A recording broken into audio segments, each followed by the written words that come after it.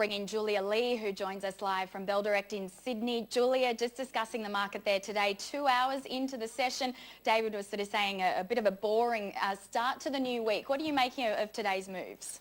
Yeah, and a boring market sums it up pretty correctly. There's not too much happening on the Aussie share market today. We are down by 0.3%, which isn't surprising given how we saw the US performing on Friday. If we have a look at the sectors under pressure, the telecom sector is down by about 1%, but the energy sector also down by about 0.7%. So not a huge amount in terms of themes driving the market. The only sectors in the black, though, are some of those defensives, and that's healthcare as well as the utility sector.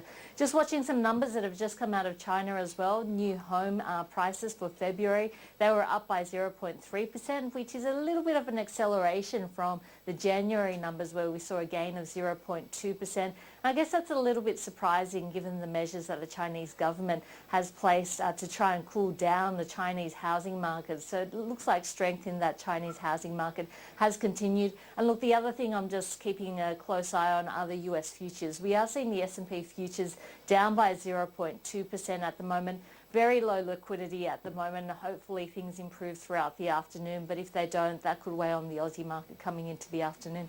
It almost seems, Julia, like there's a lack of positive catalyst to sort of drive the market from here. But as we mentioned before, I mean, there's a lot of RBA central bank activity happening this week. What do you think is going to be the key focus for investors as we do head into the start of a new week? Look, we've just left behind a US rate hike, and I guess the market's just having a little bit of a rest. But I have to say, despite the small pullback that we are seeing on the market, the Australian market is looking pretty strong at the moment. And in coming weeks, I wouldn't be surprised if not only do we see that 5,800 point mark being breached, but we saw strength re-entering into the market as well. So just watching some of those sectors that have pulled back, like the material sector, and just watching the banking sector closely as well, given both the miners as well as the banks are likely to be the sectors that drag our market higher. So all in all, I think we're still seeing strength for the Aussie share market and just looking psychologically to break that 5,800 point mark decisively. All right, let's get into some of those moves, those individual moves, because one of the big stocks on our radar today is Fletcher Building. It's in fact the worst performer, and it has been for most of the session. In fact, we've seen this downgrade coming through, of course, from New Zealand, and our Aussie shares feeling the effects of that. Where to from here, Julie? I think that is the big question for Fletcher Building. Well, there are a number of things that are disappointing about the update today. First of all is the cut that we've seen to guidance, and we know that has a downward movement in terms of share price, but also the hit to management credibility, given that Fletcher Building's interim result was only around about 3 weeks ago. So I think that's going to take a little bit longer to build. We are seeing the shares down by around about 10% at the moment. Look, 3 weeks ago, Fletcher Building came out to say that their full year guidance in terms of earnings would be around about 720 to 760 million New Zealand dollars. Consensus stood at 740 million dollars. First of all, they've dropped that down now to 610 to 650 million dollars. So that is quite a substantial downgrade. And it's especially disappointing given that in their interim result, we knew that there would be a loss of about $30 million in the construction division due to one project. But today we've heard of an additional $105 million in terms of a construction loss.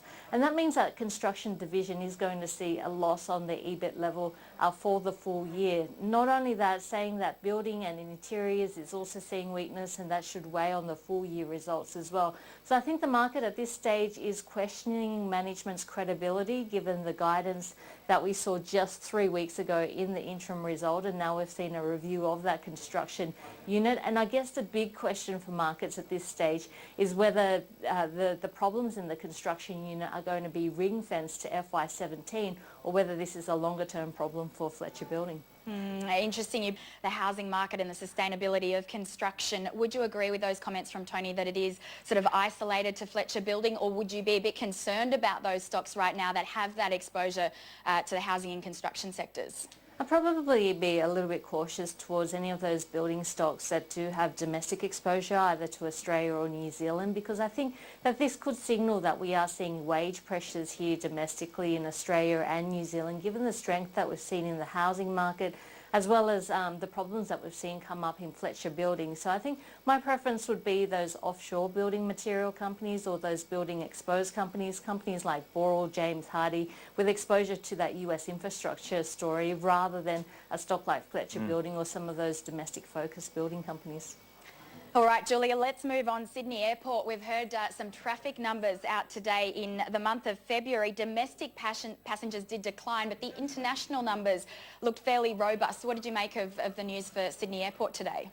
Well, the international numbers continue to be strong, so up by 4.2% year on year.